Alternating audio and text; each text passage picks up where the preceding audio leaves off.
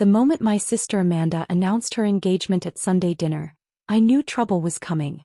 She'd always been the golden child who married into money, whose life looked perfect from every angle. I was the divorced single mother of two, barely scraping by in everyone's eyes. They had no idea what I'd actually built. "We're having the wedding at Riverside Gardens," Amanda announced, her diamond ring catching the chandelier light. 200 guests. The waiting list is 18 months long, but Marcus's family has connections. I almost smiled. The waiting list existed because I'd made it that way, made the venue exclusive enough that people begged for dates. My daughter Emma, 8 years old, clapped her hands excitedly. "Can I be a flower girl, Aunt Amanda? I'd wear the prettiest dress and be so careful." The table went silent. My father set down his fork. My brother shifted uncomfortably. Amanda's smile tightened. "We'll see, sweetie," Amanda said, her voice strained. My mother jumped in quickly. "Amanda has so many important people to invite. Business associates, influential friends. Very sophisticated."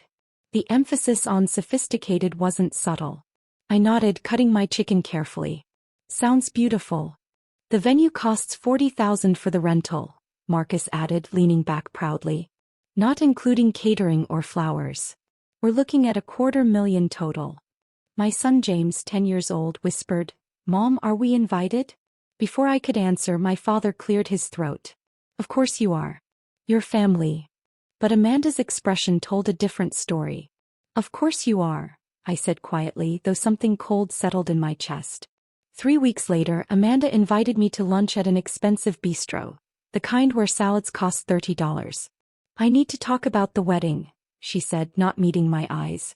I set down my water glass. "Go ahead." She took a breath. "Marcus and I have been going over the guest list. We're really stretched thin. His family is huge and we have colleagues to invite for business reasons." "Amanda, just say what you need to say." Her jaw tightened. "Your kids aren't worthy of the guest list. We're keeping it upscale, sophisticated. Children don't fit the aesthetic we're going for. Plus, James has that hyperactivity issue and Emma can be so loud. We can't risk them disrupting everything. Not with the kind of money we're spending." Something cold settled in my chest, but I kept my voice steady. "They're your niece and nephew. And I love them," she said quickly. "But this is my wedding. It's one day.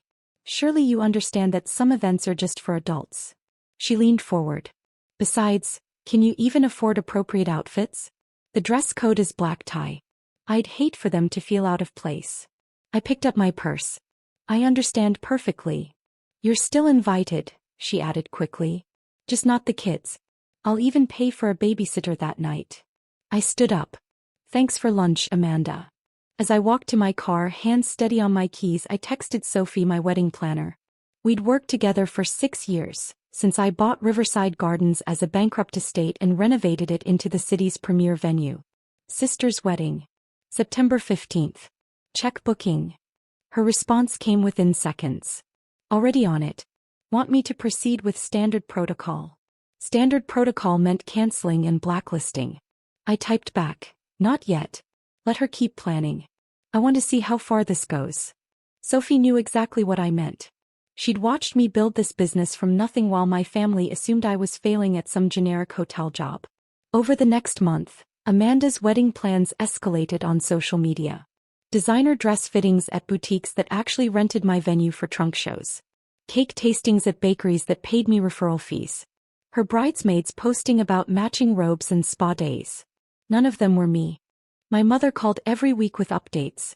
"Amanda's so stressed with all the planning. You should really offer to help more.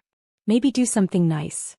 "I'm sure she has everything under control," I said, watching my kids do homework at the kitchen table of the house I'd bought with my business profits.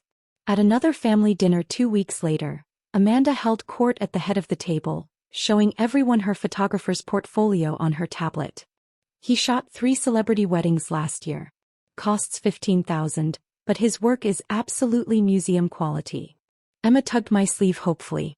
"Mom, when is Aunt Amanda's wedding? I want to see her pretty dress." "September 15th, I said quietly, smoothing her hair. "Can I help her get ready?" Amanda overheard, her expression shifting to something practiced. "Actually, Emma, the wedding is very late at night. Way past your bedtime. That's why you're not coming. It's a grown-up party. My daughter's face fell and I watched her try to hide her disappointment. Oh. Okay. Don't look so sad, my mother said. Your mom can tell you all about it afterward. Marcus cleared his throat. We're having an unplugged ceremony. No phones or cameras except the professional photographer. How considerate, I said, my voice neutral, my hand on Emma's shoulder. Amanda shot me a look. Some of us want our wedding to be elegant and memorable, not a circus. I smiled and said nothing, cutting my food into precise pieces. 2 weeks before the wedding, Sophie called me at the office. Your sister's planner just contacted me about some last-minute additions to the package. They want upgraded lighting, extending the reception by 2 hours, and they're asking about our premium bar package with top-shelf selections. What did you tell them? That I'd need to check with ownership about availability and pricing. The additions would run another $12,000 on top of what they've already paid. Send her the quote. Standard rates, no family discount. She's not going to be happy about this. She's already complained twice about our prices being higher than she expected. Then she's welcome to find another venue, I said calmly, signing off on an invoice. With 2 weeks to go, I'm sure that'll be easy for her. Sophie's laugh was dry. I'll send the quote right now. That evening Amanda called me, her voice tight with barely controlled anger. Can you believe Riverside Gardens is trying to charge us $12,000 for some basic upgrades? Just lights and a few extra hours. They're completely taking advantage of us because they know we can't back out. That does sound expensive, I agreed, putting her on speaker while I helped James with his math homework. Marcus is absolutely furious. We've already paid the $40,000 deposit and half the rental fee. We're locked in and they know it. She paused. You work in hospitality at that hotel. Don't you have any connections? Anyone who could talk to the owners and maybe get us a better deal? I'll see what I can do, I said, circling a wrong answer on James's worksheet. Please. This wedding is already costing a fortune and now they're being so difficult. Our planner says the owner is never available, always too busy to meet. What kind of business operates like that? I made a sympathetic sound.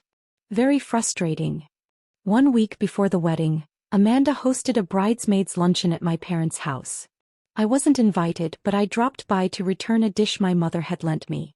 Through the bay window, I could see Amanda surrounded by her bridesmaids, all laughing and drinking champagne from crystal flutes. My mother met me at the door, blocking my entry. You can't come in. It's bridesmaids only. Amanda was very specific. Just returning this. I handed her the casserole dish. From inside, I heard Amanda's voice carrying clearly through the open window. Honestly, I'm doing her a favor by not inviting those kids. Can you imagine them running around breaking things? The venue has actual antique furniture, real crystal. We can't risk any damage with what we're paying. One of her friends laughed. Plus, we all know she can barely afford to dress them properly. They'd probably show up in department store clothes to a black tie wedding. How embarrassing. My mother glanced at me, embarrassed, but said nothing. She just took the dish and closed the door. That night Sophie texted me. Your sister's planner is having a complete meltdown. They want to do a final walkthrough tomorrow and I've been stalling for 2 weeks now. What do you want me to do? I stared at the message for a long moment, thinking about Emma's disappointed face, about Amanda's voice saying my children weren't worthy. Schedule it. 3 p.m. sharp. Tell them the owner will be present. Are you absolutely sure about this? Very sure. It's time. The next afternoon I arrived at Riverside Gardens through the back entrance, the one only staff used. The property looked immaculate because I employed the best grounds crew in the state. The gardens were perfect, roses blooming in precise arrangements, the fountain I'd personally restored sparkling in the afternoon sun. Sophie met me in my private office, the one with my name on a brass plaque outside. They're in the main ballroom. Amanda, Marcus, their wedding planner Victoria, and your mother came along too. Perfect. I changed into one of my tailored business suits, the ones I kept at the office for meetings with corporate clients. Sophie and I walked down the marble hallway toward the ballroom, our heels clicking in sync. Through the open double doors I could see Amanda directing her wedding planner, pointing at different areas with authority. The band goes here, cocktail tables there. And make sure they rope off that garden area. I don't want anyone wandering around unsupervised. Marcus was on his phone near the windows. I'm telling you, David, this place is bleeding us dry. Every conversation costs more money. My mother stood near the French doors looking uncomfortable. Victoria checked her tablet with frustration. The owner still hasn't confirmed the lighting package. I walked in, heels clicking on the hardwood floor, Sophie beside me, professional and composed. Amanda glanced over, annoyed. I'm sorry, but we're in the middle of a private walkthrough. You'll need to come back later. Actually, Sophie said smoothly, this is the owner. She's here for your meeting. The room went completely silent. Amanda's face shifted through confusion, disbelief, recognition, then something close to panic. What are you talking about? Hello, Amanda, I said calmly. I understand you had some concerns about our pricing. My mother's hand went to her mouth. Marcus actually stepped backward. You can't be serious, Amanda stammered. You work at some hotel. You're a manager or something. I own Riverside Gardens, I said clearly. I have for 6 years. Sophie handles day-to-day bookings, but I'm personally involved in every major event. Victoria looked between us with growing understanding. I've been trying to reach the owner for weeks. I know, I said. I've been following your requests through Sophie. The $12,000 in upgrades you wanted, that's actually under our standard pricing. I was going to approve it all. Marcus caught the past tense. This wedding is for 200 guests, correct? I asked. Victoria checked her tablet. Yes, 200 confirmed. I pulled out my phone showing screenshots. Yet my 2 children aren't on that list. My sister specifically told me they weren't worthy of attending. The room went cold. I can explain, Amanda started, her voice shaking. You said they didn't fit your aesthetic. That my son's hyperactivity and my daughter's volume might disrupt your event. You questioned whether I could afford to dress them appropriately for my own venue. My mother made a small sound. You all assumed I was barely getting by, I continued. You felt comfortable excluding my children because you thought I had no power here. No say. Marcus stepped forward. Look, we can add them to the guest list right now. No problem. That's not the point, I said quietly. You're standing in my venue, planning your wedding on my property, and you told me my children aren't good enough. Amanda's face crumbled completely. Please. I made a terrible mistake. They're invited. I want them there. Front row. Now you want them there, I said. Now that you know who signs your contract. Victoria cleared her throat. Perhaps we should discuss this privately? No need, I said.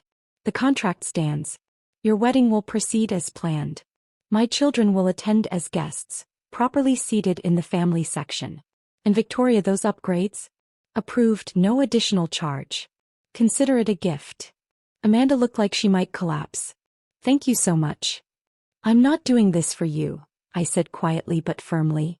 I'm doing it because my children deserve to see that their mother isn't someone to be dismissed. That you don't exclude people because you think they lack power. I turned to Sophie. Please escort our clients to the parking area. I have other appointments. As I walked toward the door, my mother called my name, her voice breaking. I stopped but didn't turn around. Not today, Mom. My calendar is completely full. 3 days before the wedding, Emma and James tried on their formal outfits in my bedroom. Designer pieces I'd had tailored specifically for them by the same boutique Amanda had used for her bridesmaids. We look fancy, Emma said, spinning in front of my mirror. We are fancy, I corrected gently. We've always been. Some people just couldn't see it. On the wedding day, my children walked into Riverside Gardens like they belonged there.